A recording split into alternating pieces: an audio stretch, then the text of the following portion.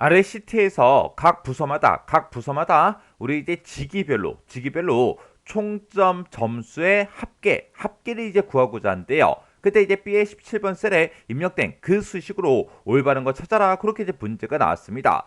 지금 여기다가 이제 우리가 총점의 점수의 합계를 싹 다 이제 구할 거예요. 그때 이 첫 번째 칸을 내가 계산할 때는 그때 이 점수, 총점 점수가 지금 이곳에 쭉쭉쭉 들어있는데 이 범위의 모든 데이터 이제 합계를 구할 게 아니라 그때 이제 조건이 두 개가 붙은 거죠. 일단 이 첫 번째 칸에서는 우리 직위가 이제 부장이어야 되고요. 그리고 부서명이 이제 영업부여야 돼요. 그리고 내가 만약에 요 칸을 이제 계산할 때는 그때 이제 직위는 과장이어야 되고요. 그리고 부서명은 이제 총무부, 그게 이제 돼야 돼요.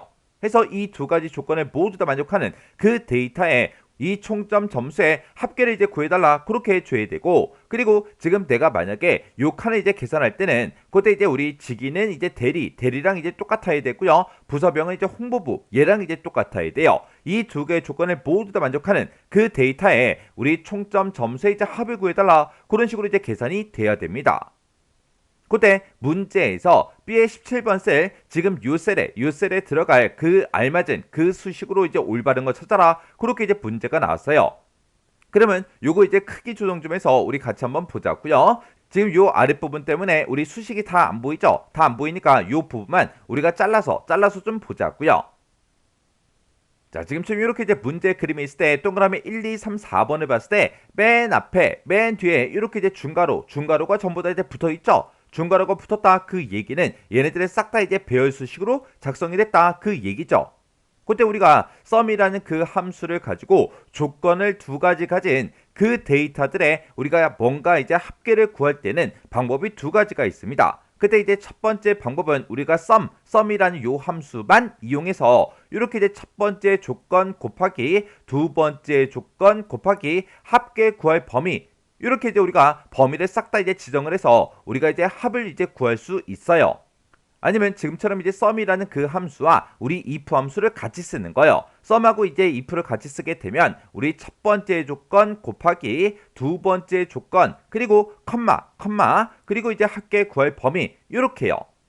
이 두 개씩의 차이는 if 함수가 들어가냐 안 들어가냐 그 차이인데, if 함수가 없을 때요. 없을 때는 조건하고 묶을 때도 우리가 이제 곱하기로 묶어주고, 조건하고 우리가 이제 합계 구할 그 범위를 묶을 때도 싹 다 이제 곱하기로 이렇게 이제 묶어서 우리가 식을 작성해 주는 거고, if를 만약에 내가 사용한다 그러면 그때는 이제 조건들만 이렇게 이제 곱하기로 묶어주고, 그리고 쉼표 하나 찍어서 그 뒤에다가 우리가 이제 합계 구할 범위를 우리가 지정을 해 주면 돼요. 해서 우리가 if를 쓰냐 안 쓰냐 그 차이가 합계 구할 그 범위를 지정을 할 때 그 범위를 우리가 조건과 묶어줄 때 곱하기로 묶어주냐 아니면 쉼표로 구분하냐 그 차이요. 근데 지금 여기 봤을 때 우리 동그라미 1번에는 sumifs라는 그 함수가 나왔죠. 그러면 우리 sumifs라는 이 함수를 가지고는 우리가 배열 수식으로 우리가 이제 문제를 풀어줄 수가 없어요. 해서 우리 동그라미 1번은 무조건 이제 틀린 거고요. 동그라미 2번, 3번, 4번 요 세 개의 이제 식을 봤을 때 전부 다 sum이라는 그 함수만 이용해서 지금처럼 이렇게 이제 문제를 풀었어요. 해서 지금 여기 보게 되면 요만큼이 이제 우리 첫 번째 조건이죠. 첫 번째 조건 곱하기 그리고 이제 두 번째 그 조건이요. 두 번째 조건 이렇게 이제 써주고, 그리고 그 뒤에다가 이제 곱하기 열어서 우리가 그 뒤에다가 합계를 그 구할 범위를 지금처럼 이렇게 이제 찍어주면 됩니다. 그러면 우리가 이제 첫 번째 조건은 우리가 부서명을 기준으로 할 거예요. 해서 내가 지금 부서명을 지금 이만큼을 가지고 있다. 이 영역이 우리 A의 2번부터 A의 13번이죠. 이 영역들 중에서 우리 영업부랑 똑같은 거 찾아 달라. 그렇게 해서 우리가 A의 17번 요 셀을 이제 땅 하고 이제 찍어주면 돼요. 그리고 이제 두 번째 조건은 우리 직위에 대한 그 조건이요. 자, 내가 지금 직위를 이만큼을 가지고 있다. 이 직위들 중에서 뭐랑 똑같은 거 찾아라. 우리 부장이랑 이제 똑같은 거 찾아 달라. 그렇게 해서 우리가 이제 두 번째 조건을 써주면 되겠죠. 해서 이 두 가지 조건을 모두 다 만족하는 그 데이터들에 우리는 총점 점수의 이제 합을 구할 거니까 이 전체 범위에서 이 두 가지 조건을 만족하는 그 데이터들의 우리 합을 구해달라. 그렇게 해주면 돼요. 그러면 내가 여기서 이 첫 번째 칸을 계산하든 두 번째 칸을 계산하든 세 번째를 계산하든 아니면 내가 얘를 계산하든 얘를 계산하든 얘를 계산하든 내가 이제 어떤 칸을 계산하든 간에 우리 부서병에 대한 그 조건은 무조건 이 범위에서만 우리가 물어봐야 되고 그리고 지게에 대한 그 조건도 무조건 이 범위에서만 물어봐야 되겠죠. 해서 그 두 가지 조건을 모두 만족하는 그 데이터들의 총점 점수가 지금 이 영역에 들어있으니까 이 영역에 이제 합을 구해달라 그렇게 할 거예요. 해서 내가 어떤 칸을 계산하든 간에 무조건 이 부서병이 들어있는 전체 영역 그리고 지기가 들어있는 이 전체 영역 총점 점수가 들어있는 이 전체 영역은 변한다 안 변한다? 내가 어떤 칸을 계산하든 변하지 않더라. 해서 지금 이 영역들 이 세 곳의 영역들은 변하지 않게끔 우리가 전체 달러를 다 붙여서 절대 참조로 그렇게 이제 만들어주면 되겠죠.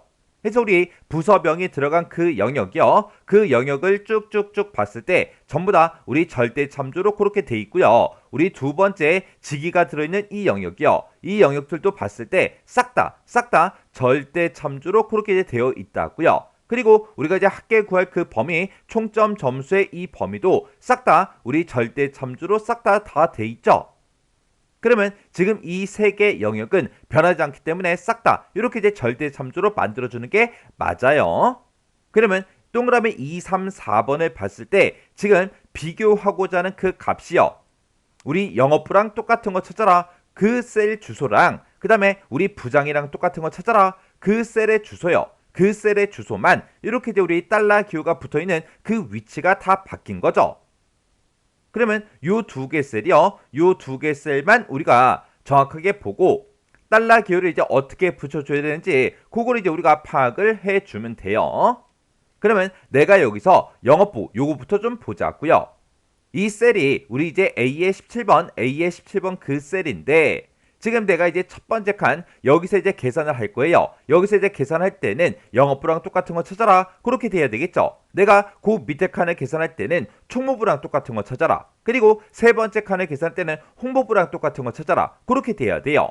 그러면 내가 지금처럼 첫 번째 셀을 이제 계산해 놓고 아래쪽으로 채우기 핸들을 하게 되면 행번호가 바뀌는데 얘네들은 행번호가 계속해서 바뀌어야 영업부가 총무부로 총무부가 홍보부로 바뀌겠죠. 해서 행번호는 바뀌어야 돼요. 근데 내가 이제 오른쪽으로 채우기 핸들을 한다고 생각을 해보세요. 오른쪽으로 채우기를 하게 되면 내가 여기서 이제 첫 번째 얘를 이제 계산할 때는 영업부랑 똑같은 거 찾아라. 얘를 이제 계산할 때는 또 똑같이 영업부랑 똑같은 거 찾아라.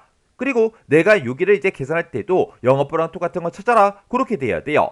원래 오른쪽으로 이렇게 이제 채우기를 하게 되면 우리 열 머리글이 바뀐다고요. 그러면 얘는 열 머리글이 바뀌면 된다 안 된다? 안 되더라. 내가 얘를 계산하든 얘를 계산하든 얘를 계산하든 전부 다 이제 영업부랑 똑같은 그 데이터를 찾아줘야 되기 때문에 얘는 열 머리글이 변하지 않게 그렇게 이제 만들어 줘야 돼요. 근데 동그라미 2번에는 달러 기호가 하나도 안 붙었죠.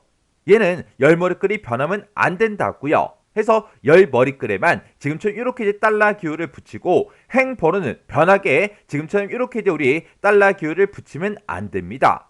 근데 지금 여기서 동그라미 4번에서는 행번호가 안 바뀌게 이렇게 이제 달러 기호를 붙였기 때문에 얘가 이제 잘못된 거죠. 우리 동그라미 2번도 A열에 달러 기호가 붙어 있었는데 얘는 이제 안 붙었기 때문에 얘도 이제 틀린 거예요.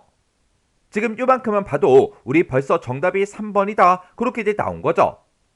그러면 동그라미 3번 요식 계속해서 한번 보자고요. 지금 여기서 우리 이제 B의 16번 셀이요. B의 16번이다. 그러면 부장이랑 똑같은 거 찾아달라. 요거 이제 우리가 조건으로 이제 쓴 거죠. 그때 내가 이제 첫 번째 칸을 이제 계산할 때는 부장이랑 똑같은 거 찾아야 돼요. 그리고 그 밑에 칸을 계산할 때도 부장이랑 똑같은 거 찾아야 되고요. 그 밑에 칸을 계산할 때도 우리는 부장이랑 똑같은 걸 찾아야 됩니다. 근데 내가 이제 아래쪽으로 이제 채우기 핸들을 하게 되면 행번호가 바뀌는데 얘는 행번호가 이제 바뀌면 안 되겠죠. 해서 지금처럼 행번호 앞에 이렇게 이제 달러 기호가 붙어야 된다고요.